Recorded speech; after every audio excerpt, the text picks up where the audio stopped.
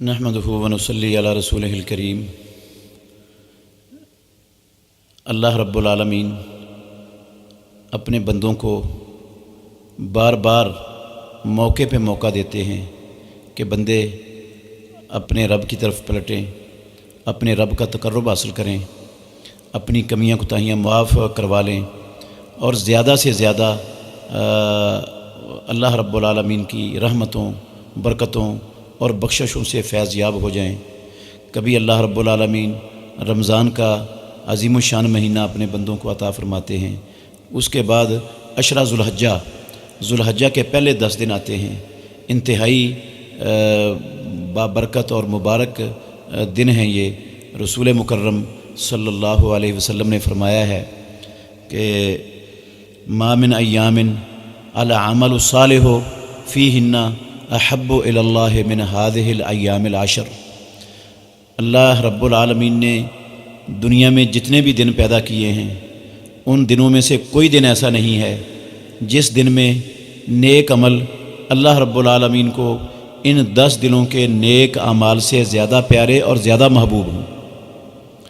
سال کے 360 یا کچھ کم دن ہوتے ہیں، ان 360 یا کچھ کم دنوں میں سے کوئی ایک دن بھی ایسا نہیں ہے سال کے دنوں میں سے جس دن کا نیک عمل ان 10 دنوں کے نیک اعمال سے اللہ رب العالمین کو زیادہ پیارا اور زیادہ محبوب ہو۔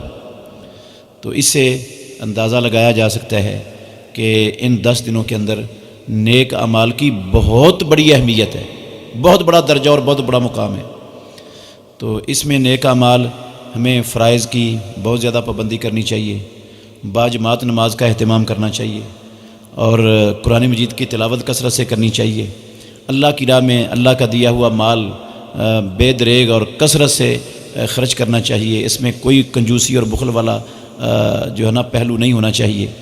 اسی طرح صبح اذکار اور اللہ رب العالمین کی بڑھائی، تکبیریں، یہ بہت زیادہ ان دنوں کے اندر اس کا اہتمام ہونا چاہیے۔ جتنی بھی نیکیاں ہیں ان دنوں کے اندر نیکیوں کا بہت زیادہ اہتمام ہونا چاہیے۔ نفلی روزے، رسول مکرم نسائی شریف کے اندر حدیث ہے، رسول اللہ صلی اللہ علیہ وسلم 9 کے 9 روزے رکھتے تھے، ہماری ماں عائشہ ام المومنین بیان کرتی ہیں۔ اور یہ عشرہ ذو الحجہ کے روزے جو ہے نا وہ عام دنوں کے روزے جو نفلی روزے ہیں وہ ان دنوں کے روزوں سے اللہ کو زیادہ پیارے اور زیادہ محبوب نہیں ہو سکتے۔ تو جب ان دنوں سے زیادہ محبوب نہیں ہو سکتے روزے عام دنوں کے، تو اس کا بھی ہمیں اہتمام کرنا چاہیے۔ عام دنوں کا کوئی بھی نیک عمل ان دنوں کے نیک عمل سے زیادہ پیارا اور محبوب نہیں ہوتا۔ تو نیک اعمال میں سے اس عشرہ ذو الحجہ میں ایک دن 9 ذو الحجہ کا ہے جس کو یوم عرفہ کہا جاتا ہے، اور اس دن کی اتنی بڑی فضیلت ہے، رسول اللہ صلی اللہ علیہ وآلہ وسلم نے فرمایا کہ مجھے اللہ سے امید ہے اس ایک دن کا روزہ رکھنے والے مسلمان کے 2 سالوں کے گناہوں کا کفارہ بن جائے گا۔ ایک گزشتہ سال اور ایک ایڈوانس آئندہ سال کے گناہوں کو اللہ رب العالمین اس روزے کی وجہ سے مٹا دیں گے، کفارہ بن جاتا ہے اس کا۔ تو ان 10 دنوں میں 10واں دن یوم النحر کا ہے، قربانی بھی اس دن کریں تو یہ باقی دنوں کی جو ہے نا وہ نیکیوں سے یہ دن بہت بڑی اہمیت کے حامل ہیں۔ باقی دنوں کی نیکیاں ان سے زیادہ اللہ کو پیاری نہیں ہیں، تو یہ قربانی کا عمل بھی 10 ذو الحجہ کو بہت بڑی اہمیت رکھتا ہے۔ رسول اللہ صلی اللہ علیہ وسلم نے ہمیشہ اپنی پوری زندگی مدینہ طیبہ میں پہلے ہی دن 10 ذو الحجہ کو یوم النحر کو ہی قربانی کی ہے۔